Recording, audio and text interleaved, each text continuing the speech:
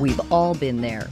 It's lunchtime. You only have 20 minutes to grab something to eat, and the only options within reach are a packaged sandwich from a nearby 7-Eleven or an item off a fast food drive-thru menu.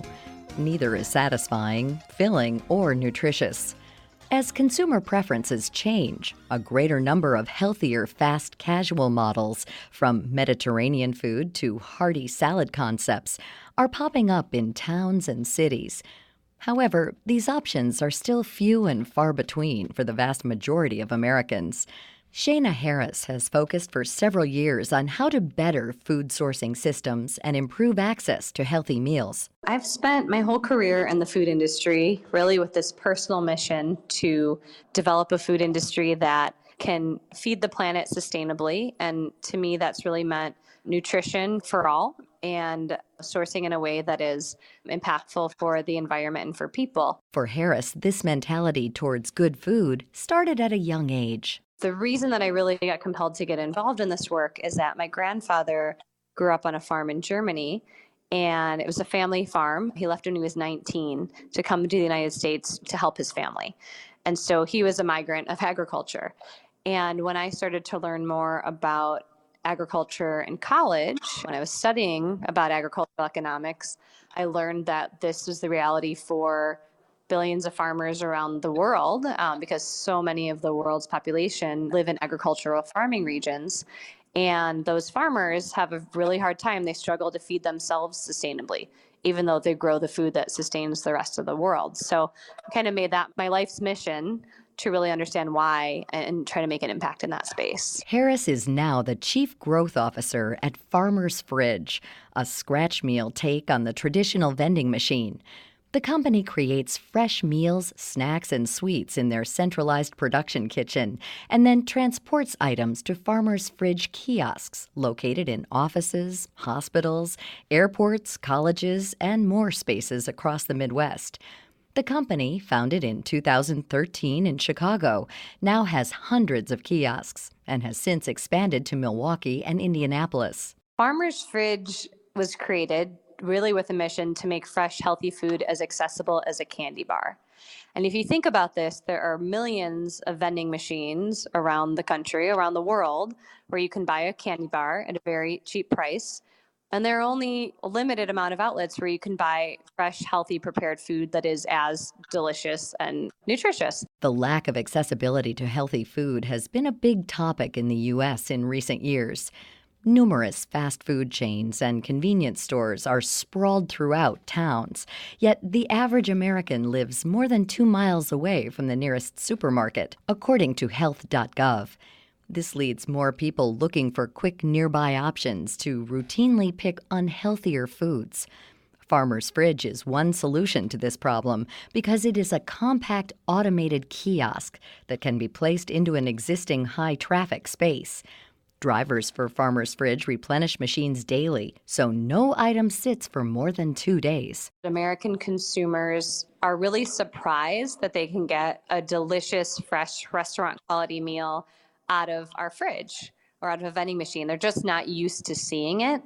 But one of the advantages that we have, since we centrally produce our item and then deliver them out to the fridges, is that they can be fresher than many of the other grab-and-go options you'll find in the marketplace. When we think of vending machines, we think of unhealthy snacks, sugary sodas, and stale pastries. However, other countries, like Japan, have adopted these automated compact machines as a solution to the lack of property space and a limited workforce. By filling them with a wide selection of fresh, nutritious options, on-the-go consumers can quickly access meals without going a far distance and waiting in line. Modern concepts like Farmer's Fridge are taking this replicated model one step further by also factoring in how to use more sustainably sourced ingredients. We have some farmers that we work with every year when fresh produce is in season here in Chicago and surrounding states to highlight their products. And then year-round, we work with purveyors that for some of the other products, so we do sandwiches as well out of the vending machine. When you think of a vending machine salad, you think of something that just has been sitting for a while. It doesn't taste great. But what happens to the items that don't get sold in the 48-hour window? We know that food waste is a huge issue in the United States. I mean, I've seen stats up to 40 to 50% of food gets wasted every day by American consumers, and food that's perfectly good to eat. And so at the end of each route, at each fridge that our driver will stop at, they will pull items that have been expired but are still fresh. So we have a sell by date so that customers can still enjoy products after they purchase them from our fridges. But if they're close to that sell by date, we will pull those items back, and we partner with the Greater Chicago Food Depository in Chicago.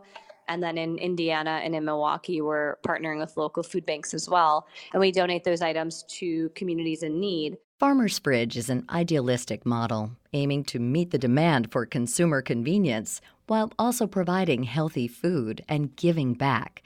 Christopher Basso is a professor of public policy and politics at Northeastern University and says this spike in new concepts is good, but is it sustainable in the long term from a financial perspective? Whatever it's worth, the dominant food system, as reliant as it is on global food chains and sort of commodities that are interchangeable, that system gives most people a range of foods that fit their budgets and their desires. Now, then we struggle with the issue of so much of that food is not that healthy, and that's true.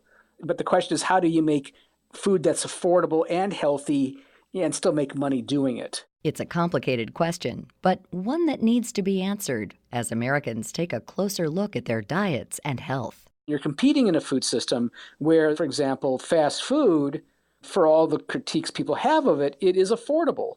And a salad at McDonald's is going to be a lot less expensive than a salad at a place that may be looking at more of a sustainability model. Basso says that hopefully, as consumer preferences shift towards the healthier, it will be easier for concepts like Farmer's Fridge to flourish. The more that you are replacing affordable fast food in the traditional sense, burgers and fries, or complementing that with affordable, healthier foods, such as salads, etc., is all for the good, as there's a market model there that would work.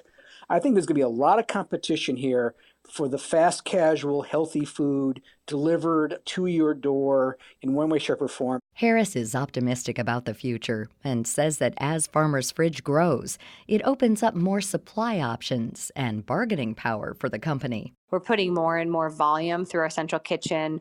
We're able to develop more and more direct contracts and arrangements with growers and suppliers, and our ability to source fresher ingredients and get them to customers faster will grow as well, because our bargaining power is going to be growing as well, and our ability to partner is going to be growing. To find out more about Farmer's Fridge and our guests, visit viewpointsradio.org. You can also follow us on Instagram and Twitter at Viewpoints Radio, and subscribe and listen to our show anytime on Apple Podcasts, Google Play, and Spotify.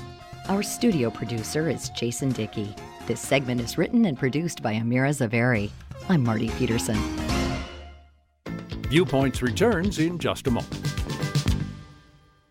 It's back to school season, and classrooms often don't come with everything teachers need. The average public school teacher spends $500 each year out of their own pocket for learning materials. One nonprofit is working to change that.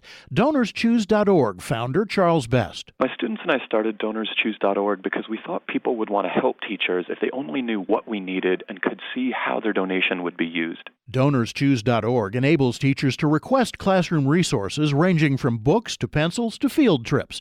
Donors can browse through projects and give to the ones that inspire them. Supplies are shipped directly to the school, and donors receive thank yous from the classroom. Amanda Lennox Hall teaches third grade in Austin, Texas. DonorsChoose.org has had a tremendous impact on my classroom. We've diversified our library, started a cooking club, and even learned to become beekeepers. We're humbled by all the generous support, often from complete strangers. You can support a public school teacher today by visiting DonorsChoose.org.